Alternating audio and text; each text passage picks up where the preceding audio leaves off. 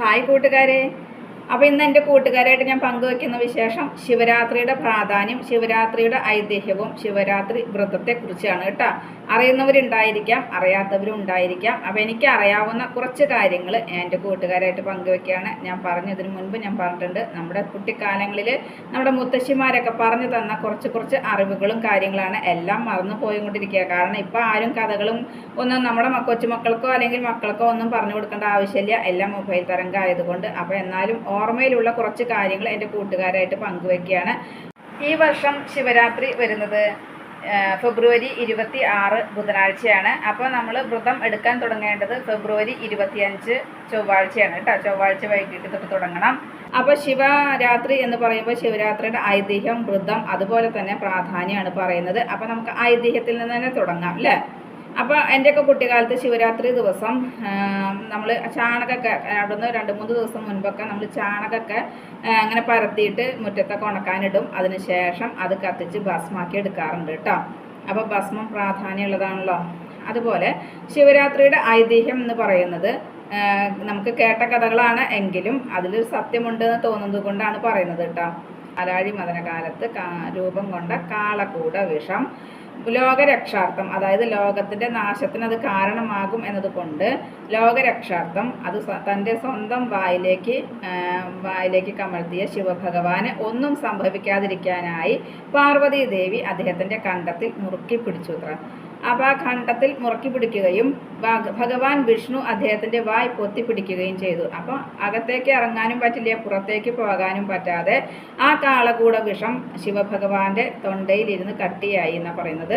അപ്പോൾ അതിന് വിഷമായതുകൊണ്ട് നീല കളറുണ്ടായി. അപ്പോൾ നീലകണ്ഠൻ എന്ന പേരും ശിവഭഗവാന് വന്നു എന്ന് പറയുന്നുണ്ട്. അതുപോലെ തന്നെ പാർവതി ദേവി ശിവഭഗവാന് ഒന്നും സംഭവിക്കാതിരിക്കാനായിട്ട് കൈകൊണ്ട് കണ്ഠം മുറുക്കി പിടിച്ചിട്ടുണ്ടല്ലോ, അങ്ങനെ ഉറക്കമിളച്ച് കാവലിരുന്നു എന്നാണ് പറയുന്നത്. അങ്ങനെ ഉറക്കമിളച്ച് കാവലിരുന്ന ആ ദിവസമാണ് ശിവരാത്രിയായിട്ട് ആഘോഷിക്കുന്നത്. അപ്പോൾ ഒരു വർഷത്തിൽ 365 ദിവസം എന്ന് പറയുമ്പോൾ അതിൽ 364 ദിവസവും ശിവഭഗവാൻ ലോകത്തിലെ സകല ചരാചരങ്ങളെയും, അതായത് എല്ലാ ജീവജാലങ്ങളുടെയും രക്ഷകനായി ഉറക്കമിളച്ച് കാവലിരിക്കുമെന്നും ആ ഒരു ദിവസം, അതായത് ശിവരാത്രി ദിവസം അദ്ദേഹത്തിന് വേണ്ടി സകല ജീവജാലങ്ങളും ഉറക്കമിളച്ച് കാത്തിരിക്കും എന്നതാണ് ശിവരാത്രി കൊണ്ട് ഉദ്ദേശിക്കുന്നത് എന്ന് പറയുന്നത് കേട്ടോ. അപ്പോൾ ശിവരാത്രി വളരെ പ്രാധാന്യം തന്നെ ഉണ്ട്. 1000 ഏകാദശിക്ക് അര ശിവരാത്രി എന്നാണ് പറയുന്നത്. അപ്പോൾ അതിൽ നിന്ന് തന്നെ അതിൻ്റെ പ്രാധാന്യം, അല്ലെങ്കിൽ എത്രമാത്രം അത് ആ ഒരു ദിവസത്തിന് എത്രമാത്രം പ്രാധാന്യം ഉണ്ട് എന്നുള്ളത് നമുക്ക് മനസ്സിലാക്കാം. അപ്പോൾ ശിവരാത്രി വ്രതം എടുക്കുക എന്ന് പറയുമ്പോൾ നമുക്ക് തലേ ദിവസം തന്നെ തുടങ്ങാം. അതായത് ഇന്ന് വൈകിട്ട് സന്ധ്യയ്ക്ക് വിളക്ക് വെച്ച് കഴിഞ്ഞാൽ നമുക്ക് വിളക്ക് വെച്ചതിന് ശേഷം ശിവനാമങ്ങൾ ഓം നമ ശിവായ ഒക്കെ ചൊല്ലിയതിന് ശേഷം രാത്രി നമുക്ക് എന്തെങ്കിലും ലഘുവായ ഭക്ഷണം കഴിച്ച് ഒരിക്കലെടുക്കുകയോ അല്ലെങ്കിൽ നമുക്ക് വ്രതം എടുക്കുന്നത് തുടങ്ങുന്നതിന് വേണ്ടിയിട്ട് പഴമോ അല്ലെങ്കിൽ പാലോ എന്തെങ്കിലും മാത്രം ഭക്ഷിച്ച് കിടന്നുറങ്ങാം. അതിനുശേഷം നാളെ രാവിലെ, അതായത് ശിവരാത്രി ദിവസം നമുക്ക് രാവിലെ ഉണർന്നതിന് ശേഷം കുളിയും ഒക്കെ കഴിഞ്ഞ് വിളക്കൊക്കെ വെച്ച് നമ്മൾ ശിവനാമങ്ങളൊക്കെ ചൊല്ലി അടുത്ത് ശിവക്ഷേത്രം ഉണ്ടെങ്കിൽ ദർശനം നടത്തി വീട്ടിൽ വന്ന് വീണ്ടും ശിവനാമങ്ങളൊക്കെ ചൊല്ലി അങ്ങനെ വ്രതാനുഷ്ഠാനത്തോടു കൂടി ഒന്നും കഴിക്കാതെ, അതായത് ഉപവാസം ഇരിക്കുകയാണെന്നുണ്ടെങ്കിൽ ഏറ്റവും നല്ലതാണ്. ഇല്ല നിങ്ങൾ എന്തെങ്കിലും പഴവർഗ്ഗങ്ങളോ പാലോ കഴിച്ച് അങ്ങനെ ഇളനീരൊക്കെ കഴിച്ചിട്ട് അങ്ങനെ ഇരിക്കുക വെച്ചാൽ അതും നല്ലതാണ്, കുഴപ്പമില്ല. അസുഖങ്ങളൊക്കെ ഉള്ള ആൾക്കാരാണെന്നുണ്ടെങ്കിൽ പാലോ അല്ലെങ്കിൽ എന്തെങ്കിലും കഴിക്കാതെ അമ്പലത്തിലെ നേദ്യങ്ങളോ അല്ലെങ്കിൽ എന്തെങ്കിലും ഭക്ഷണം കഴിച്ച് അങ്ങനെ കഴിച്ചിട്ട് വ്രതം എടുക്കുന്നതും നല്ലതാണ് കേട്ടോ.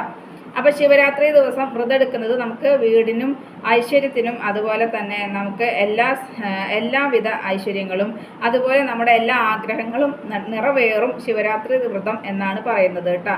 അപ്പോൾ സന്ധ്യയ്ക്ക് വിളക്ക് വെച്ച് നമ്മൾ ഭസ്മൊക്കെ ധരിച്ചതിന് ശേഷം നാമം ചൊല്ലിയിട്ടാണ് തുടങ്ങുന്നത് എന്ന് പറഞ്ഞു. അതുപോലെ രാവിലെയും നമ്മൾ ശിവരാത്രി ദിവസം രാവിലെയും എഴുന്നേറ്റ് കുളിയൊക്കെ കഴിഞ്ഞ് വിളക്ക് വെച്ച് നാമം ചൊല്ലുന്ന സമയത്ത് ഭസ്മം ധരിക്കുന്നത് നല്ലതാണ് കേട്ടോ. അപ്പോൾ സാധാരണ പറയുന്നത് എങ്ങനെയാ വെച്ചാൽ വൈകിട്ട് നമ്മൾ ധരിക്കുന്ന ഭസ്മം തൊടുകയാണെന്നുണ്ടെങ്കിൽ വെറുതെ ഭസ്മം എടുത്ത് തൊടാം, രാവിലെ തൊടുകയാണെന്നുണ്ടെങ്കിൽ കുറച്ച് വെള്ളം നനച്ച് തൊടാം എന്നാണ് പറയുന്നത്. ശാസ്ത്രം അങ്ങനെയാണ് പറയുന്നത് കേട്ടോ.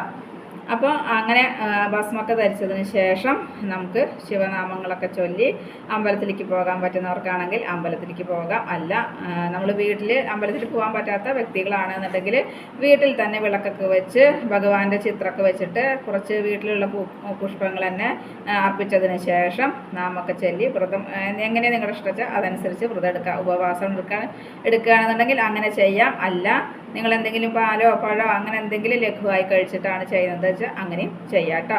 അപ്പോൾ മത്സ്യമാംസങ്ങളൊന്നും എടുക്കാതെ ചിട്ടയായി വ്രതം എടുക്കുക.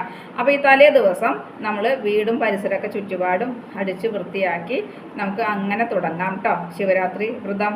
അതുപോലെ തന്നെ ശിവരാത്രി എന്ന് പറയുമ്പോൾ ഒരു സ്ത്രീയും പുരുഷനും ഒന്നിച്ച്, അതായത് ദമ്പതികൾ ഒന്നിച്ച് വ്രതം എടുക്കുക വെച്ചാൽ അത് വളരെ ഉത്തമമാണെന്നാണ് പറയുന്നത്.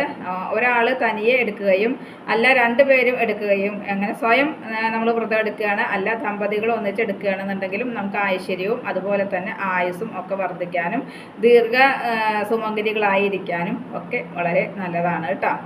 അതുപോലെ നമ്മൾ ശിവരാത്രി ദിവസം ക്ഷേത്രത്തിലേക്ക് പോകുകയാണെന്നുണ്ടെങ്കിൽ സ്ത്രീകൾക്ക് അടിപ്രദക്ഷിണവും പുരുഷന്മാർക്ക് ശയന പ്രദക്ഷിണവും ചെയ്യുന്നത് നല്ലതാണ്. ക്ഷേത്രത്തിൽ ചെയ്യേണ്ട വഴിപാടുകൾ എന്ന് പറഞ്ഞു കഴിഞ്ഞാൽ ദമ്പതിമാർക്കാണെന്നുണ്ടെങ്കിൽ ഉമാമഹേശ്വര പൂജ, അല്ലെങ്കിൽ ഉമാമഹേശ്വര പുഷ്പാഞ്ജലി, ഐക്യമത്യ സൂക്ത പുഷ്പാഞ്ജലി, അതുപോലെ തന്നെ വിവാഹം കഴിയാൻ താമസമായവർക്കും ഇഷ്ടപ്പെട്ട വിവാഹം ലഭിക്കുന്നതിന് സ്വയംവര പുഷ്പാഞ്ജലിയും, അതുപോലെ കൂവളമാല, കൂവളയത്തിൻ്റെ ഇല, അതുപോലെ പിൻവിളക്ക്, മൃത്യുഞ്ജയ ഹോമമൊക്കെ നമ്മൾ ആയുർദോഷമൊക്കെ ഉള്ളവർക്ക് മൃത്യുഞ്ജയ ഹോമം അല്ലെങ്കിൽ മൃത്യുഞ്ജയ പുഷ്പാഞ്ജലിയൊക്കെ നടത്തുന്നതും വളരെ നല്ലതാണ് കേട്ടോ.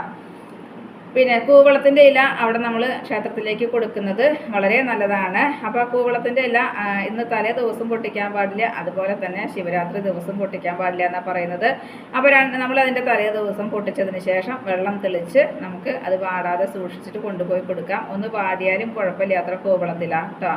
അപ്പോൾ ചുരുങ്ങിയത് 12 കൂവളത്തിലെങ്കിലും കൊടുക്കുന്നത് വളരെ നല്ലതാണ്, ശ്രേഷ്ഠമാണെന്നാണ് പറയുന്നത്. പിന്നെ അതുപോലെ തന്നെ ശിവരാത്രി ദിവസം നമ്മൾ ഉറങ്ങാൻ പാടില്ല. ശിവരാത്രി ദിവസം നമ്മൾ പകലും ഉറങ്ങാൻ പാടില്ല, രാത്രിയും ഉറങ്ങാൻ പാടില്ല, ഉറക്കമുളച്ചിരിക്കണം. ഇന്നത്തെ കാലത്തൊക്കെ ക്ഷേത്രങ്ങളിൽ ഒരുപാട് പരിപാടികളുണ്ട്.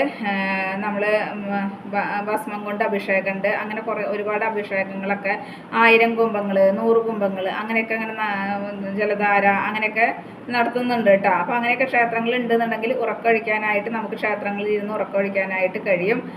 പണ്ട് കാലത്തെ പോലെയല്ല. പണ്ടൊക്കെ എൻ്റെയൊക്കെ കുട്ടിക്കാലത്ത് ഞാൻ കണ്ടിട്ടുണ്ട്, ചൂതല്ല നമ്മൾ ഈർക്കിലി കൊണ്ട് ഇങ്ങനെ നൂറാങ്കോലി കളിക്കുക, തായം കളിക്കുക, അങ്ങനെയൊക്കെയാണ് ഉറക്കൊഴിച്ചിരുന്നുണ്ടായിരുന്നത് കേട്ടോ. പിന്നെ അതുപോലെ തന്നെ നമ്മൾ നാമൊക്കെ ചൊല്ലിയിട്ട് കുറച്ച് സമയം, ഒരു രാത്രി 8 മണി 10 മണി വരെയൊക്കെ നാമൊക്കെ ചൊല്ലിയിരിക്കും. അതിനുശേഷം നമ്മളിങ്ങനെയൊക്കെ കളിച്ചിട്ടിരിക്കും.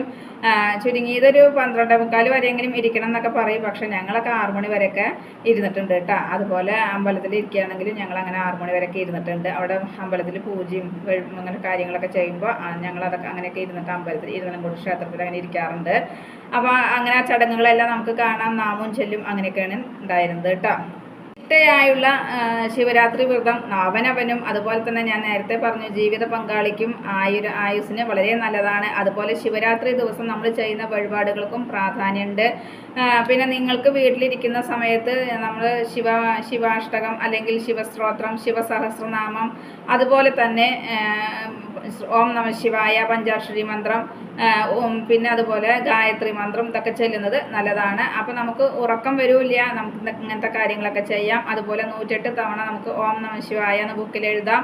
അങ്ങനെയൊക്കെ എഴുതിയിട്ട് ശിവക്ഷേത്രങ്ങളിൽ കൊടുക്കാനൊക്കെ പറ്റും കേട്ടോ. അങ്ങനെ ഓം നമഃ ശിവായ എന്ന് എഴുതിയിട്ടൊക്കെ കൊടുക്കാനൊക്കെ പറ്റും.